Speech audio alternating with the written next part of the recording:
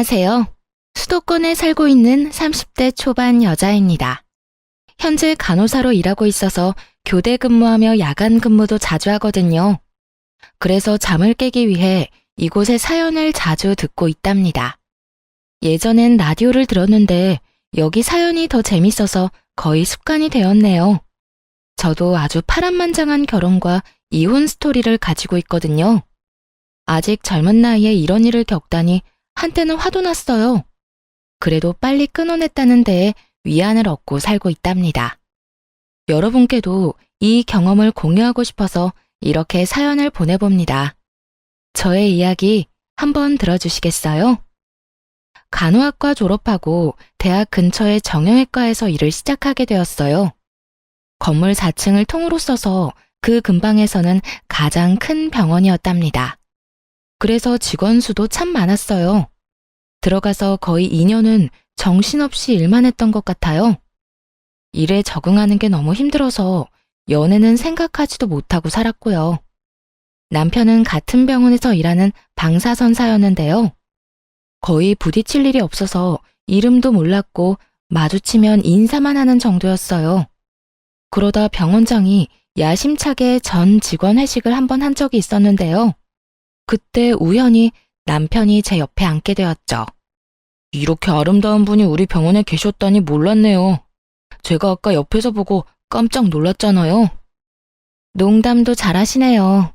아무튼 좋게 봐주셔서 감사해요. 오늘은 회식한다고 화장을 좀 해서 그런가요? 쌩얼도 엄청 예쁘실 것 같은데요. 아무튼 이렇게 얘기하게 돼서 영광입니다. 우리 앞으로 친하게 지내요.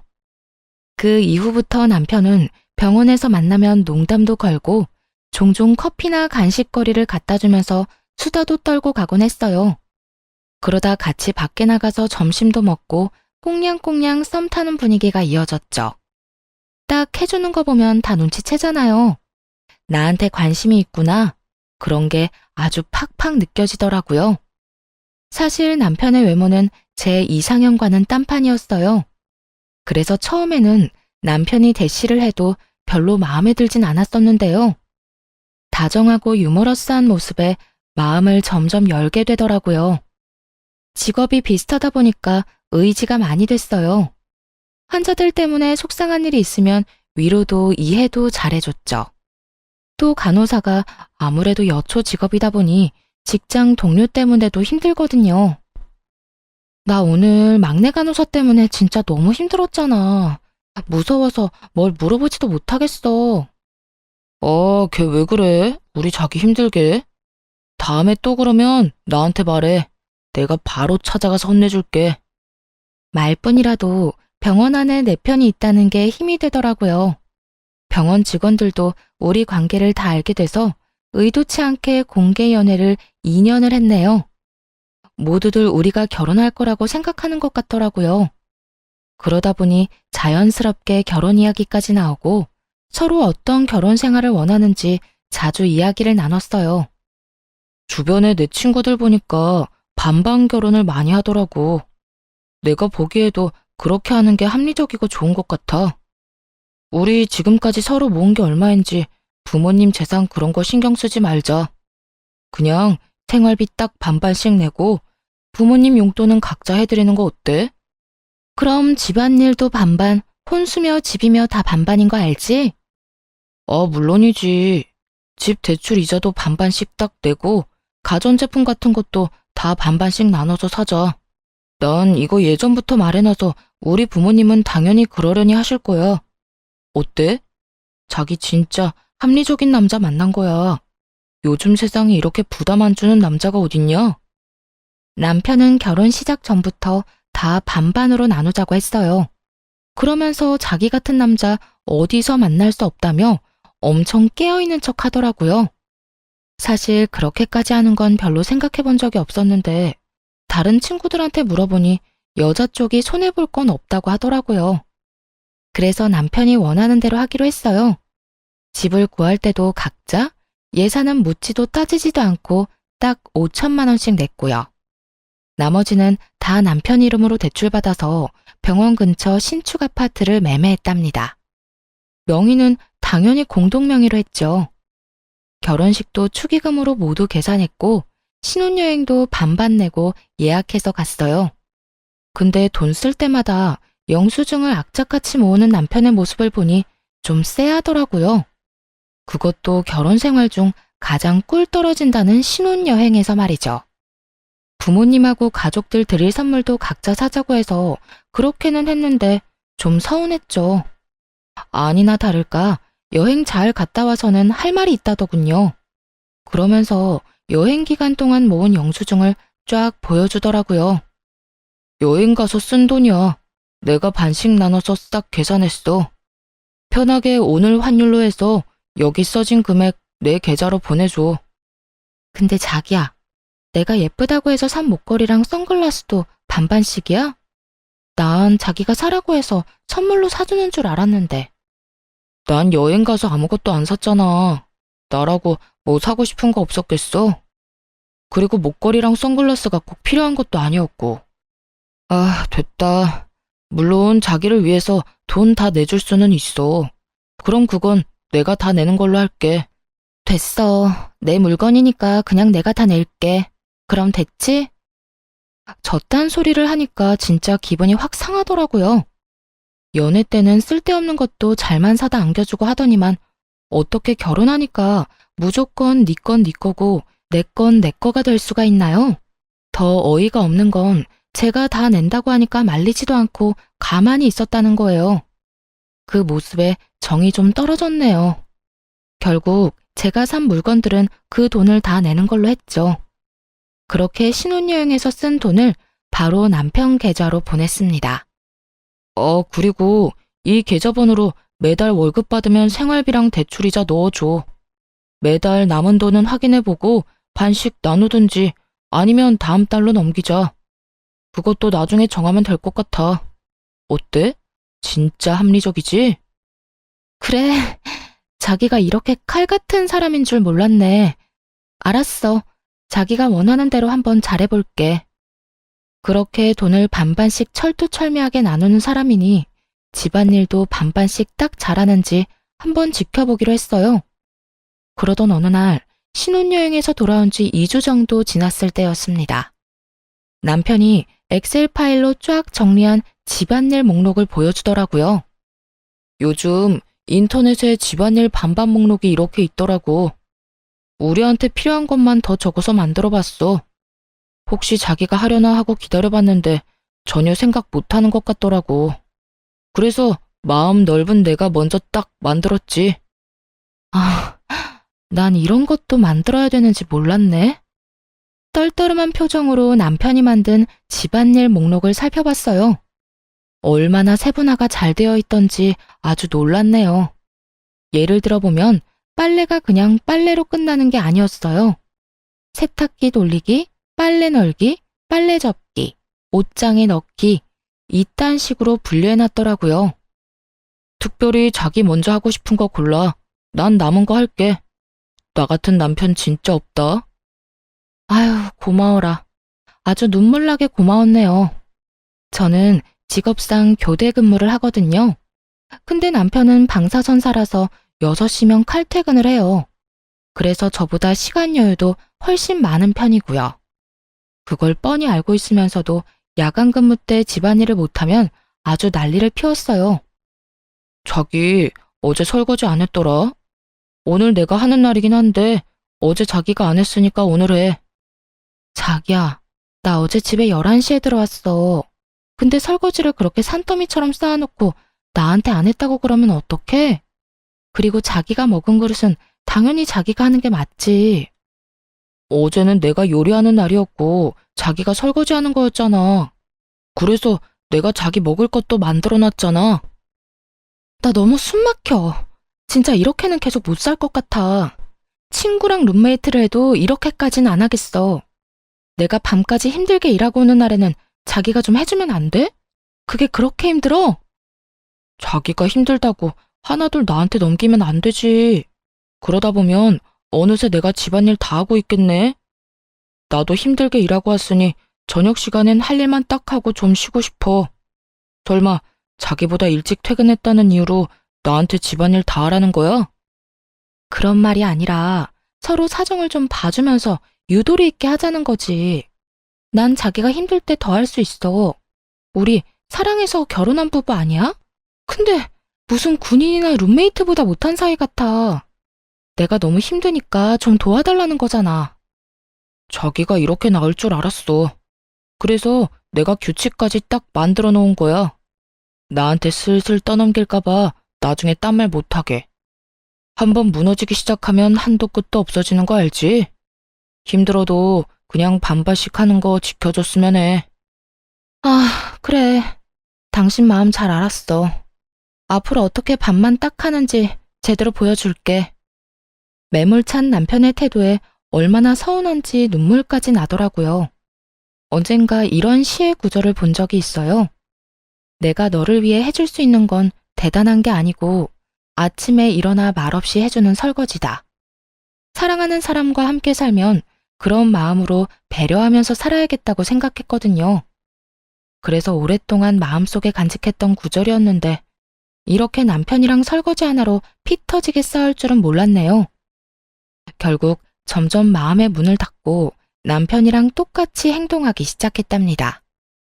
요리를 해도 딱 제 몫만 해서 먹었고요. 빨래도 제 것만 골라서 빨고 정리했어요. 하루는 감자탕이 너무 먹고 싶어서 퇴근길에 딱 1인분만 사와서 먹고 있었어요. 남편도 감자탕을 좋아하는데 냄새를 맡고는 얼굴이 환해져서 들어오더군요. 근데 자기 몫이 없는 걸 보자 표정이 확 굳더라고요. 이렇게 유치하게 나올 줄은 몰랐네. 먹는 거로 이렇게 치사하게 굴 거야? 반반 결혼을 전혀 다르게 이해한 것 같은데 일단 두고 볼게.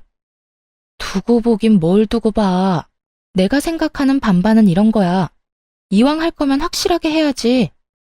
아침에 국에 반찬 딱 차려주면 맛있게 먹고 설거지만 하는 게 무슨 반반인가요? 설거지하는 게 어렵나요? 아침에 일어나서 밥하고 국 끓이는 게 어렵나요? 자기는 세탁기랑 건조기만 띡 돌리고 제가 다 개야 하는데 그게 반반인가요? 누구 한 명 양보하지 않으니 이렇게 찬바람 날리는 결혼 생활이 이어졌답니다. 야간 근무하고 집에 온 어느 날이었어요. 남편이 혼자 야식까지 신나 시켜 먹고는 설거지를 해놨더라고요.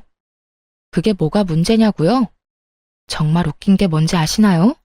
제가 아침에 사용한 물컵 한 개만 싱크대에 덩그러니 남아있었다는 거예요.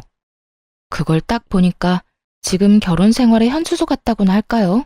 현타가 딱 찾아오더라고요. 저 인간은 컵 한 개를 설거지해줄 만큼 날 위해주지도 아껴주지도 않는구나. 그런 진실이 눈앞에 확 보였어요. 연애 때는 그렇게 잘 챙겨주고 다정했던 남편인데 너무 매정하게 변해버려서 혼란스럽고 슬프기까지 했답니다. 남편이 변한 건지 원래 이런 인간이었는지는 모르겠지만 완전히 속은 기분이었죠. 결혼한 지 얼마 안 되어 이렇게 사이가 틀어졌는데 친정엄마 생신이 다가왔어요. 지금까지 남편이 한 걸 보면 당연히 네 엄마니까 네가 준비하라고 할 것 같더군요. 그래서 같이 뭐 하자고 얘기조차 안 꺼냈습니다. 혼자서 엄마 드리려고 케이크 주문 제작해놓고 용돈 봉투도 준비하고 엄마가 한번 드시고 싶다던 오마카세도 예약했어요. 당일 어디 가는지 말 안 하고 남편을 식당으로 데려갔죠. 사이 안 좋다고 남편이랑 같이 안 가면 부모님이 걱정하실 것 같아서요.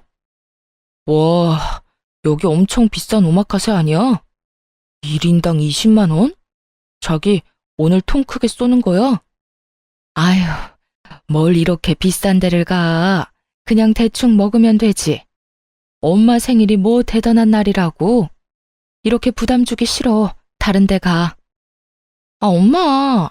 오늘 같은 날 비싼 거 드셔야죠. 돈 걱정 말고 들어가요. 엄마 딸 돈 열심히 벌고 있잖아요. 그래 여보. 오늘 우리 사위랑 딸 덕 좀 보자고. 우리도 그 유명하다는 오마카세 먹어보자. 아주 화기애애한 분위기로 식사를 해서 다행이었죠. 남편은 엄청 신기해하면서 잘 먹더라고요. 부모님도 디저트까지 맛있게 잘 드셔주셨어요. 미리 준비한 케이크를 드리니 너무 예쁘다면서 엄마가 감동을 하시더라고요. 용돈 봉투도 함께 드리니 아버지도 엄지척을 하시면서 좋아하셨고요. 남편은 뭔 생각을 하는지 입을 해 벌리고 보고만 있었고요. 식사를 마무리하고 계산할 때 남편한테 말했어요. 내가 지금 계산할 테니까 반은 생활비 통장으로 보내줘. 그러자 남편이 아주 보레된 듯이 화들짝 놀라더라고요. 왜? 왜 내가 반을 내? 장모님 생신이니까 당연히 네가 내는 거지. 그리고 나한테 한마디 상의도 없이 이 비싼 데를 와놓고 뭐? 이렇게 무턱대고 나한테 반을 내라 한다고? 부모님 들으셔. 왜 이렇게 큰 소리로 화를 내? 다 반반하자고 해서 물어본 거잖아. 시부모님 생신 때도 내가 절반 내면 되잖아. 난 우리 부모님 생신 때 이런 거 사드린 적 없어. 집 밖으로 삼겹살도 안 먹으러 간다고. 우린 그냥 집에서 차려 먹어. 근데 오마카세라니 진짜. 아, 자기 너무 과소비가 심한 거 아니야? 그때 밖에 계신 줄 알았던 아버지가 우리 뒤를 쓱 지나가시더라고요. 화장실에 다녀오신 것 같았어요. 얘기를 다 들으셨을 거라 생각하니 너무 민망하고 부끄러워서 얼굴이 벌개졌죠. 너무 열받아서 머리까지 아프더라고요. 그럼 자기가 먹은 건 자기가 계산해. 결국 부모님과 제 비용만 계산했어요. 그러자 옆에서 아주 침까지 튀기면서 난리를 치더라고요. 내가 여기 오고 싶어서 왔어? 어딘지도 모르는데 당신이 끌고 온 거잖아. 그래놓고 나한테 20만 원을 내라고? 그러긴 혼자 제일 잘 먹던데. 만약 당신 부모님 생신 때 어디 가면 내가 먹은 건 내가 낼 테니까 걱정 마. 그렇게 말하고 휙 나가버리자 남편이 엄청 당황하더라고요. 그러거나 말거나 부모님 옆에 서서 남편이 나오기를 기다렸죠. 부모님이 냉랭한 분위기를 느끼셨는지 계속 제 눈치를 보시는데 더 짜증이 났어요. 결국 남편이 자기 몫을 계산하고 거칠게 문을 팍 열고 나오더라고요. 차마 부모님 앞에서 화는 못 내니까 아주 그냥 썩은 얼굴을 하고 있었어요. 당연히 저 역시 기분이 좋을 리가 없죠. 도저히 웃는 얼굴로 있을 수가 없더라고요. 결국 약속이 있다며 서둘러 부모님을 집에 데려다 드렸어요. 집에 오는 내내 얼마나 구시렁대던지 진짜 남편 입을 틀어막고 싶었죠.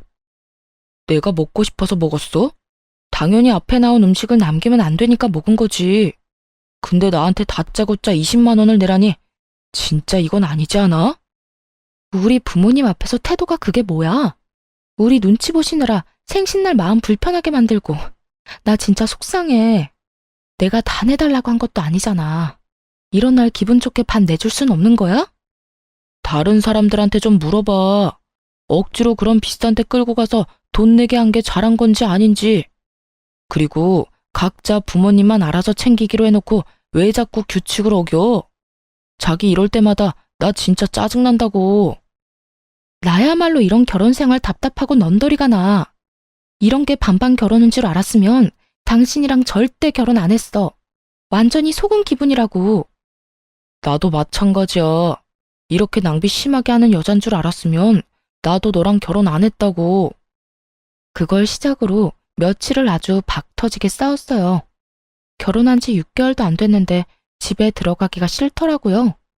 퇴근했는데도 밖에서 한참 서성이다가 들어간 적도 많아요. 다들 이렇게 사는 건지 아님 내 결혼만 망한 건지 이런 고민 어디에 말하기도 부끄러워서 혼자 벙어리 냉가슴 앓듯 끙끙댔답니다. 엎친 데 덮친 격으로 병원에서도 힘든 일이 이어져서 더 지쳐갔어요. 가장 고참 간호사랑 말다툼을 했는데 그 후로 그 간호사가 못살게 굴었거든요. 케어가 힘든 환자를 일부러 맡기거나 힘든 스케줄만 골라서 일하게 하는 둥 너무 서럽고 힘들게 하더라고요. 한참 선배라서 감히 대들지도 못했죠. 여러분도 뉴스에서 가끔 들어보신 적 있을 거예요. 몇몇 간호사들 사이에 태움 문화라고 감정적으로 진짜 힘들게 하거든요. 신입 간호사 시절에는 이것 때문에 한 달 중 20일은 화장실에서 울었어요. 경력이 쌓이면서 좀 나아졌나 했더니 이 나이에 다시 괴롭힘 당할 줄은 몰랐네요. 요즘 병원에서 너무 힘들어. 나 지금 수간호사랑 사이 안 좋은 거 자기도 알지? 다른 애들까지 다 선동해서 나랑 말도 못하게 하더라. 나 이번 달에 주말마다 출근하는 거 알지? 너무 힘들어서 진짜 우울증 걸릴 것 같아. 당신만 힘든 거 아니야. 나도 말을 안 해서 그렇지 병원에서 엄청 힘들어. 그 정도도 못 견디면 되겠어? 수간호사랑 얼른 풀어. 계속 이래봤자 당신만 손해야. 풀긴 뭘 풀어. 이미 미안하다고 말도 해보고 선물도 줘보고 나도 할 만큼 했어. 근데도 나만 계속 못 살게 군다고. 무릎 꿇고 싹싹 빌기라도 하라는 거야? 아니, 솔직히 수간호사 사람 좋아 보이던데 당신이 어떻게 했으면 그렇게까지 해? 당신 문제라고는 생각 안 해봤어? 이참에 한번 당신 태도를 반성해봐. 나한테 하는 것만 봐도 암튼 보통은 아니지. 같은 데서 일하니까 분위기가 어떤지 뻔히 알면서 모르는 척 저딴 소리나 해대는 남편이 밉기만 했어요. 그리고 설사 제가 잘못한 부분이 있다고 쳐요. 그래도 남편이면 편들어주면서 위로를 해주는 게 맞지 않나요? 그게 부부고 가족 아닌가요? 지금 아내가 일방적으로 왕따를 당하고 있는 건데 남편이 말로라도 좀 위로를 해줬으면 덜 서러웠을 것 같아요. 그렇게 부당한 대우를 받으며 거의 6개월을 버텼답니다. 그 사이에 밥도 잘 안 넘어갈 정도로 심적으로 너무 힘들어서 살이 엄청 빠졌어요. 남편은 제가 마르든지 말든지 여전히 자기 먹을 것만 사와서 혼자 처먹더군요. 결국 견디다 못해 그 병원을 관두고 다른 곳으로 이직을 하기로 결심했어요. 그 계획을 남편한테 말했더니 아주 난리를 치더군요. 당신이 애야? 그런 일로 병원을 관두게? 관두면 또 언제 다른 병원 찾을 건데. 빨리 이직을 해도 한두 달은 걸릴 거 아니야. 이참에 6개월 정도 쉬면서 천천히 좋은 데로 찾아볼게. 나 몸도 마음도 너무 힘들어서 좀 쉬고 싶어. 그리고 당신도 맨날 입만 열면 이렇게 바쁜데 언제 아기 갖냐고 그랬잖아. 여기서 지금 아기 얘기가 왜 나와? 아기는 여유가 돼야 키우는 거지 뭐 거저 키워?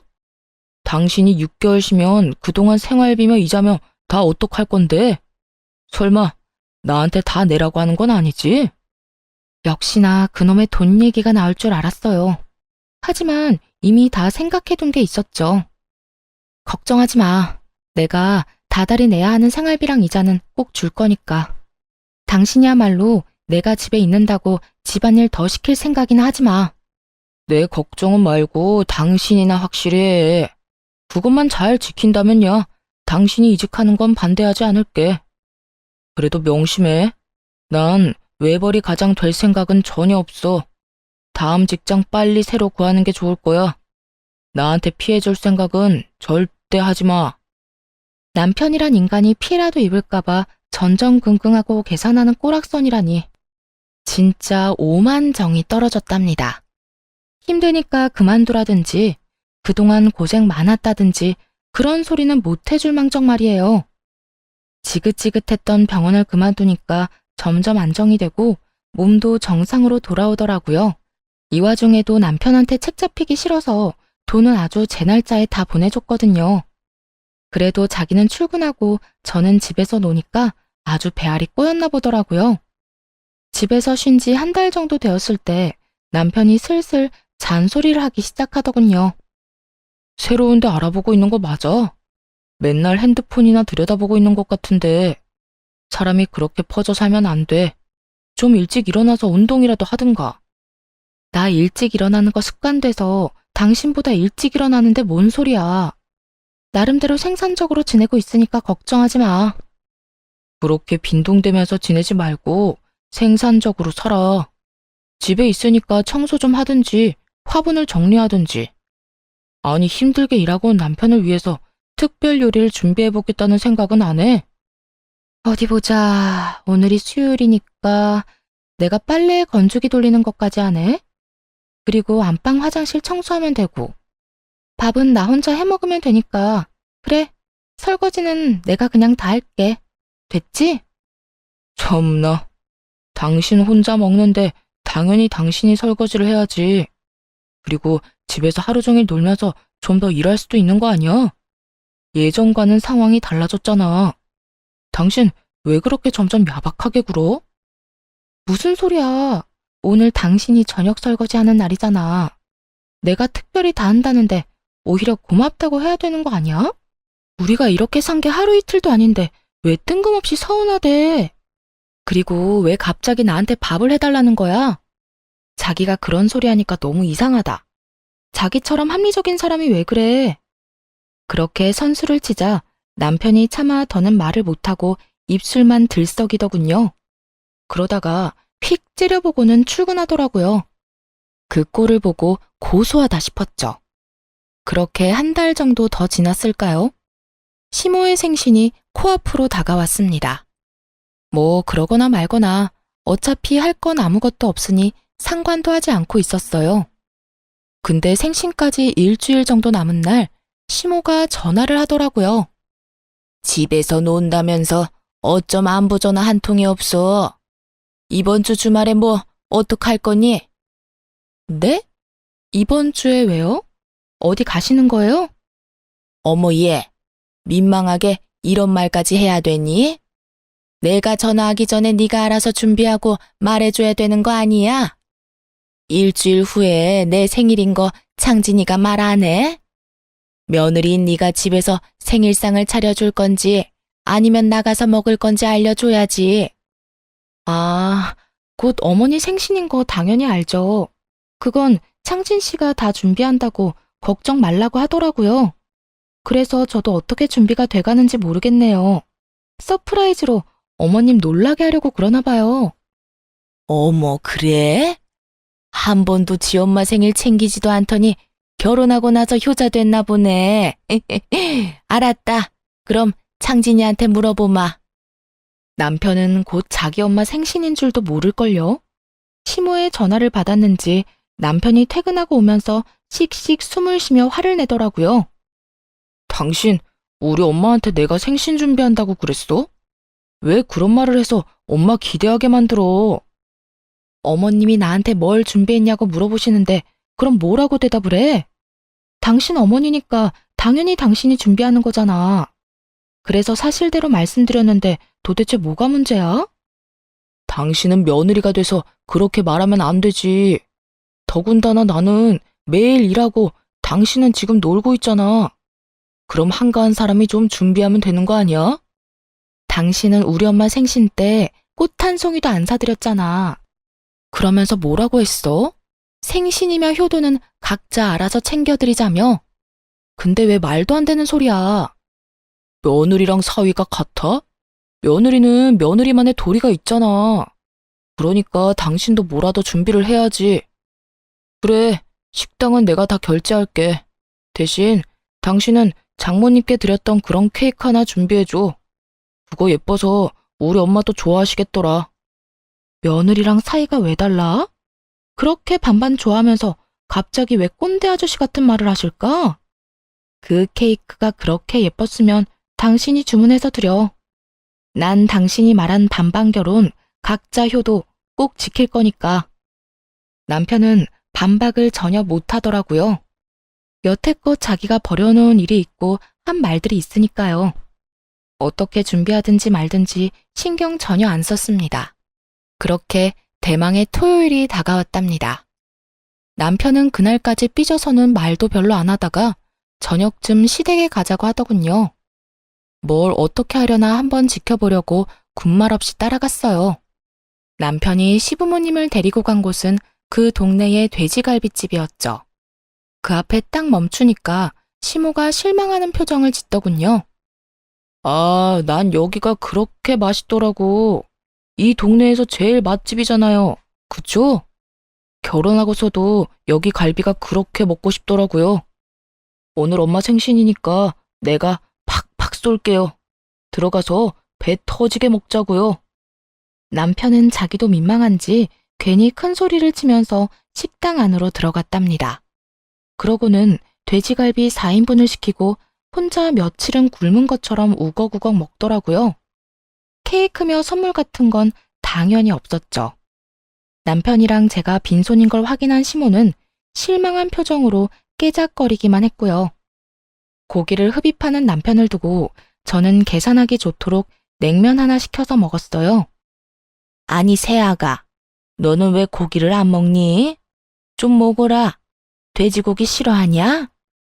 아, 전 냉면만 먹으면 돼요. 저 신경 쓰지 마시고 많이 드세요. 아, 괜찮아. 분위기 괜히 이상하게 만들지 말고 그냥 좀 먹어. 오늘은 내가 다 계산할 거야. 아, 얼른. 그게 무슨 말이야? 무슨 일이 있었니? 너희 싸웠어? 아니요, 싸우긴요. 저희 서로 배려하며 각자 할 일 딱딱 하면서 엄청 잘 지내고 있어요. 전 속이 안 좋아서 고기를 잘 못 먹겠네요. 그냥 신경 쓰지 마시고 드세요. 근데 너 친정에도 이러니? 그래도 시어머니 생일인데 어떻게 작은 케이크 하나도 안 들고 올 수가 있어? 아, 그러게. 아무것도 없네요. 창신 씨가 다 준비한다고 손 하나 까딱하지 말라고 했거든요. 오늘 와보고 저도 깜짝 놀랐어요. 아니, 어머님 생신인데 어떻게 케이크도 안 사왔어? 아버님이 혼 좀 내주세요. 이렇게 선수를 치니까 시모가 차마 아들한테는 아무 소리도 못 하더라고요. 남편도 괜히 저만 흘겨보는데 어이가 없었네요. 그러거나 말거나 냉면만 깔끔하게 딱 먹었죠. 그리고 남편이 계산하길래 옆에 가서 냉면 값을 줬어요. 아, 됐어. 내가 낸다고 몇 번을 말해. 나가 있어. 내가 낼 테니까. 아니야, 됐어. 이 값 8,000원 내고 나중에 무슨 생색을 내려고 그래? 그냥 내가 낼게. 여기요. 이 냉면값만 계산해 주세요. 시모의 생신날은 그렇게 초라하게 끝이 났죠. 나중에 남편이 시모한테 따로 용돈을 줬는지는 모르겠지만요. 그 다음 달에 드디어 이직에 성공했답니다. 근데 병원이 다른 도시에 있어서 출퇴근하려면 왕복 5시간은 걸렸어요. 하지만 수간호사로 가는 거였고 연봉도 훨씬 높았기에 절대 포기할 수 없었죠. 그 사실을 말하자 남편이 화를 내더라고요. 아니, 애초에 이 동네 근처 병원을 찾았어야지. 다른 도시에서 일자리를 찾으면 어떡해? 어떻게 출퇴근을 하려고? 그냥 여기 근처로 다시 알아봐. 근데 아무리 생각해도 너무 좋은 기회야. 연봉이 거의 2배가 됐고 수간호사로 직급도 높아진다니까. 진짜 미안한데 우선은 내가 그쪽에다가 작은 원룸 얻어서 지내보면 어떨까? 미안하니까 생활비도 10만 원씩 더 낼게. 진짜? 생활비 더 낸다고? 뭐 연봉이 2배라니까 좀 아깝긴 하네. 자기랑 떨어져서 지내는 건 너무 싫은데 어쩔 수 없지. 그 병원이 별로라 금방 그만둘 수도 있으니까 우선은 한번 해봐. 내가 응원할게. 자기가 이렇게 이해해주다니 진짜 고마워. 내가 토요일마다 꼭 올라올게. 힘든 시기지만 조금만 고생하면 돈 많이 모을 수 있으니까 우리 힘내자. 생활비도 더 내고 돈을 많이 번다고 하니까 역시나 반대는 안 하더라고요. 그렇게 새로운 병원으로 출근을 했어요.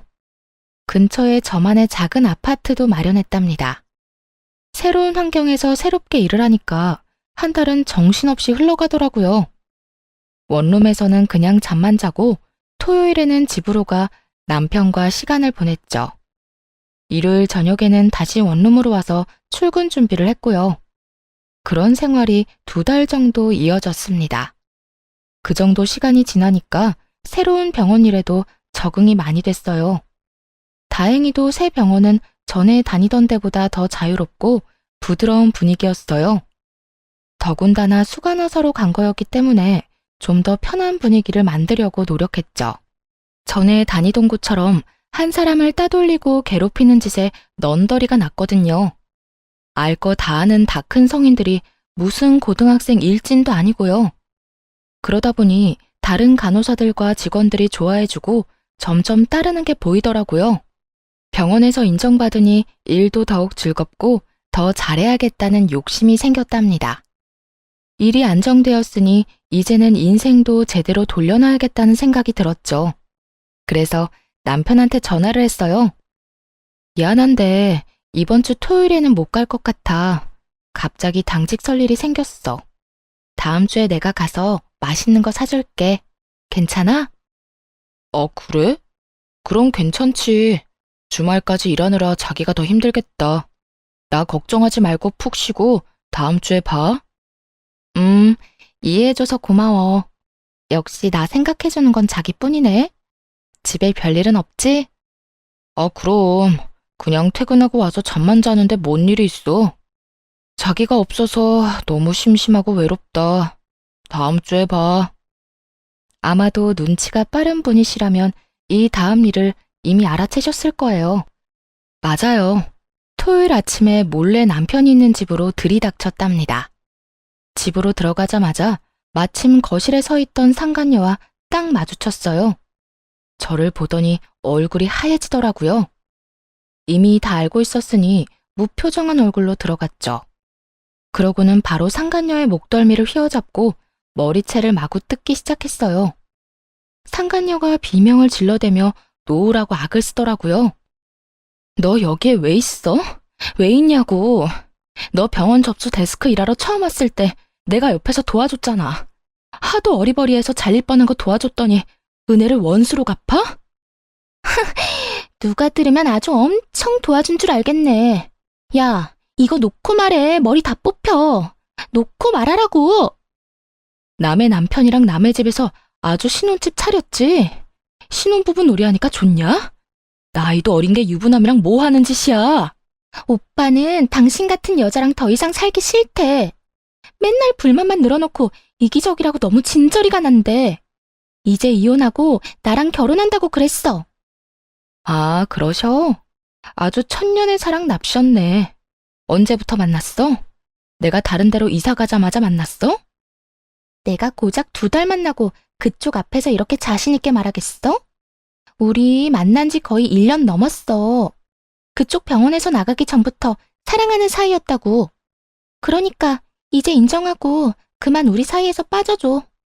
오빠는 그쪽이 아니라 날 사랑한다니까? 그래, 말해줘서 아주 고맙다. 너네 오빠랑 천년만년 행복해라. 상간녀가 제 반응에 황당하다는 표정을 짓더라고요. 그때 밖에서 뭘 사왔는지 봉지 하나 덜렁 들고 남편 놈이 들어왔어요. 당연히 그대로 얼어붙은 듯 서버렸죠. 그 와중에도 상황 판단을 하고 있더라고요. 누나를 굴려서 바닥에 엎드러져 있는 상간녀와 저를 번갈아 바쁘게 보면서요. 바로 다가가서 남편의 뺨을 수차례 갈겨버렸어요. 남편의 몸이 돌아가다 못해 바닥으로 철퍼덕 쓰러졌죠. 그제야 남편 놈은 얼른 무릎을 꿇고 손을 싹싹 비비면서 빌기 시작하더군요. 여보, 이거 다 오해야. 아니, 내가 죽을 죄를 졌어. 당신이 옆에 없으니까 너무 외롭고 허전하더라고. 근데 제가 자꾸 꼬리를 쳐서 내가 그냥 넘어가 버렸어. 뭐? 오빠, 그게 무슨 말이야. 우리 만난 지가 1년인데 내가 꼬리를 쳤다고? 오빠가 회식 때 나 먼저 꼬셨잖아. 저 여자랑 이혼하고 나랑 결혼한다며. 지금 사랑하는 건 나밖에 없다며. 야, 시끄러워. 조용히 해. 너 지금 상황 판단이 안 돼? 조용히 입 닫고 있어. 남편이 살벌하게 상간녀를 노려보자 겁먹은 강아지 새끼처럼 조용해지더라고요. 외로워서 넘어가? 이 파렴치 아닌가 나. 너는 내가 이혼 소장 보낼 테니까 소송이나 준비해. 나는 합의 이혼 이런 거 할 생각 전혀 없어. 무조건 네 주머니에서 어마어마한 돈 끄집어낼 거야. 거기다 당연히 나한테 위자료도 주고 재산 분할도 해야겠지? 여보, 이혼이라니. 난 절대 이혼 못해. 내가 당신한테 상처 준 거는 어떻게든 벌 받을게. 얌전히 대가 치르고 당신이 하라는 대로 할게. 그렇게 좋아하는 반반 나누기 이번에는 못할 것 같은데 어쩌니? 아무래도 내가 네 돈을 더 많이 가져갈 것 같은데. 네가 싸질러 놓은 똥 네가 처리하는 거니까 너무 억울해하지는 말고 우리 법정에서 보자. 그렇게만 말하고 유유히 그 집구석에서 나왔답니다. 문 뒤에서 남편놈이 악쓰는 소리와 물건 부서지는 소리가 들리더라고요. 사실 이직하기 전부터 남편놈이 바람을 피우고 있다는 걸 알고 있었어요. 가뜩이나 수간호사 때문에 힘들어 죽겠는 상황이었는데 동료 간호사가 이런 말을 했거든요. 내가 이 말 해야 되나 진짜 고민 많이 했는데 그 데스크에 민지 씨 있잖아. 자기 남편이랑 밖에서 같이 커피 마시는 거 몇 번 봤거든? 아휴, 말하는 게 잘하는 짓인지 모르겠다. 뭔데요? 둘이서 커피 마신 게 다예요? 알고 있는 거 다 말해줘요, 언니. 그럴 수 있다고 넘기려고 했는데 어젠 글쎄 팔짱을 끼고 있더라고. 내가 보다가 도저히 안 되겠어서 말하는 거야. 이 말을 듣는데 진짜 너무 화가 나면서도 수치스럽더라고요. 얼마나 나를 우습게 봤으면 다른 직원들이 보는데 팔짱을 끼고 시시덕거렸을까? 그것도 공개연이나 다름없이 연애하다가 결혼까지 해놓고. 사실을 알고 나니 눈에서 불꽃이 튀더라고요. 그때부터 두 연놈을 지켜보면서 증거를 모으기 시작했답니다. 남편 블랙박스를 확인해보니 역시나 상간녀는 데스크 직원 맞더라고요. 일을 도와줄 때 들었던 목소리가 똑같았어요. 남편 놈이 잘 때 핸드폰도 봤는데 다 삭제한 건지 증거될 만한 건 찾지 못했어요. 근데 어느 날 남편이 화장실에 들어갔다 한참 후에 나오는데 좀 쎄하더라고요. 그래서 몰래 화장실을 뒤져봤더니 역시나 수건들 뒤쪽에 세컨폰을 숨겨놨더라고요. 못 찾을 거라 생각했는지 비밀번호도 안 걸어두었고요. 그 덕분에 증거를 쉽게 찾을 수 있었죠. 둘이 아주 딱 달라붙어서 찍은 사진이 넘쳐나더군요. 더 화가 나는 건 뭔지 아세요? 남편이 상간녀와는 풀빌라며 호텔이며 비싼 데는 다 다녔다는 거예요. 저한테는 그렇게 반반씩 하자 노래하며 커피 한 잔 사는 것도 아까워하던 인간이요. 심지어 상간녀 생일엔 명품 지갑까지 사다 바쳤더라고요. 제 생일에는 어땠냐고요? 당연히 케이크 하나 안 사왔죠. 둘이 주고받은 메시지도 아주 가관이었습니다. 오빠, 오늘 호텔 망고빙수 사줘서 너무 고마워. 나 진짜 먹어보고 싶었어. 역시 우리 오빠가 최고야. 우리 애기한테 그 정도도 못 사줘? 애기 친구들이 자랑하면 오빠한테 또 말해. 오빠가 애기 원하는 거 다 사줄 테니까 걱정 마. 너랑 먼저 만났어야 했는데 어쩌다 운명의 장난처럼 결혼한 다음에야 만난 걸까? 진짜 하늘이 원망스럽다. 오빠, 난 기다릴 수 있어. 우리 사랑만 흔들리지 않으면 다 이겨낼 거야. 그 아줌마 빨리 병원에서 좀 나갔으면 좋겠어. 내가 수간호사한테 오늘도 이간질 좀 했거든? 효과가 빨리 나타나야 될 텐데.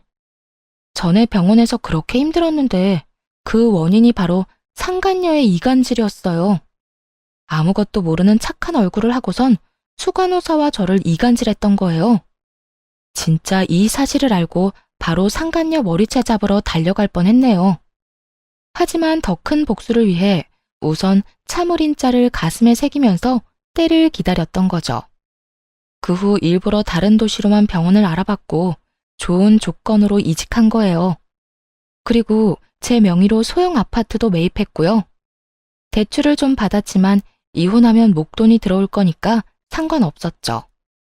그렇게 계획대로 주말 부부가 되어 남편에게 판을 깔아줬고 토요일마다 집에 와서 달라진 게 있는지 꼼꼼하게 살펴봤어요. 제가 평일 동안 집에 없으니 당연히 상간녀가 이 집에서 거의 살다시피 했겠죠. 근데 진짜 웃긴 게 뭔지 아시나요? 상간녀도 자기 존재를 너무 티내고 싶었나 보더라고요. 굳이 흔적으로 찾으려고 하지 않아도 여기저기 살펴보면 가관이었어요. 화장실 구석에 고무줄을 놓고 간다든지 서랍장에 옷을 흐트려 놓는다든지 정리해둔 주방도구 위치를 바꿔놓는다든지 일부러 그딴 짓을 했더라고요. 당연히 남편놈한테는 아무 말도 안 하고 다 사진으로 찍어서 증거로 남겨뒀답니다. 그리고 드디어 디데이. 집에 못 간다고 거짓말을 하고 들이닥친 거죠. 역시나 예상대로 상간녀가 딱 있었고요. 마지막 증거를 위해 녹음기를 켜고 집에 들어갔거든요. 상간녀가 머리채를 잡힌 채 남편놈이랑 바람 피운 얘기를 술술 늘어놓은 덕분에 고스란히 저한테 유리한 증거로 남길 수 있었네요. 그렇게 바로 이혼 소송에 들어갔답니다. 물론 상간녀 손해배상 청구도 같이 했죠. 하지만 여기에서 끝내줄 수는 없겠죠. 앙큼하게 저의 직장 생활을 엉망으로 만든 게 바로 그 상간녀니까 말이죠. 큼직한 전지를 사서 두 연놈을 찍은 사진을 다 붙이고 둘이 바람 피웠다는 내용을 대문짝만하게 써서 잘 보이는 곳에 딱 붙여놨답니다. 어디에 붙였기는요? 제 전 직장이자 두 사람이 지금 일하고 있는 병원 문 앞이죠. 당연히 남편놈이 전화를 해서 난리를 피웠죠. 당신, 이게 무슨 짓이야? 아니, 내가 잘못을 했어도 직장에다가 이런 짓을 해? 지금 병원 난리 났다고. 게다가 민지는 임시직이어서 오늘 바로 잘렸어.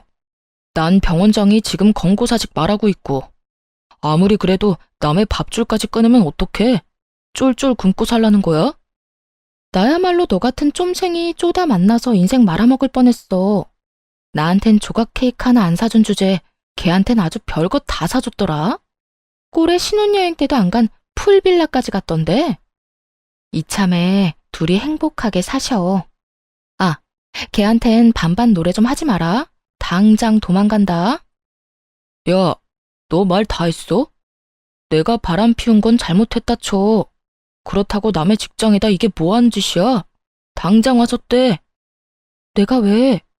그거 내가 붙인 거니까 그대로 놔둬. 내 허락 없이 떼기만 해봐. 기물 파손죄로 신고해버릴 거니까. 이 파렴치한 인간아. 바람 피운 주제에 뭐가 그렇게 당당해? 내가 정말 어이가 없어서. 네 잘못들은 네가 제일 좋아하는 돈으로 갚게 될 거야, 이 못된 인간아. 그 전화를 마지막으로 다시는 전 남편 놈의 연락을 받아주지 않았습니다. 그 인간이랑 1분 1초도 더는 엮이기 싫었거든요. 소송이 시작되고 모든 연락은 변호사를 통해서만 했습니다. 소송이 길어져도 상관없다는 마음으로 스트레스 받지 말고 살자고 다짐했거든요. 어차피 그 인간이 유책 배우자니까 당연히 승소할 거였으니까요. 상간녀 손해배상에서도 승소했고 많지는 않지만 1,000만 원 받았네요. 그래도 아직 20대인 상간녀 입장에선 꽤 큰 돈이고 상간녀 인생에 지울 수 없는 기록을 남겼다는 게 중요한 거죠. 변호사 말로는 남편놈이 이미 그 여자랑 헤어졌다며 선처를 바란다고 했다더군요. 일하던 병원에서 잘리고 근처 병원까지 소문이 파다하게 나서 재취직이 어렵다네요. 그래서 남편놈이 오랫동안 백수로 지내니까 여자가 도망갔다더라고요. 그렇게 사랑한다더니 금세 마음이 바뀐 게 참 웃겼어요. 둘이 아주 잘 어울리는 바퀴벌레 한 쌍이라 결혼해서 잘 살기를 바랬는데 말이죠. 9개월 정도 시간이 흐르고 이혼 소송에서도 승소했어요. 남편놈한테 위자료 2,000만 원 받았고 같이 살던 집은 팔아서 절반은 챙겼죠. 받은 돈으로 지금 사는 아파트 대출 거의 대부분을 갚았네요. 지금은 혼자만의 집에서 평화롭게 지내는 하루하루가 얼마나 소중한지 몰라요. 전 남편놈은 아직도 백수인 채 집도 절도 없어서 결국 부모님 집으로 들어갔대요. 그 인간이 생활비 달라고 닥달하고 뭐든 반반씩 하자고 말할 때마다 서러웠는데요. 지금은 혼자 충분히 벌면서 재테크도 많이 하고 원하는 것 다 사 먹고 예쁜 옷도 걱정 없이 사니까 너무 여유롭고 좋아요.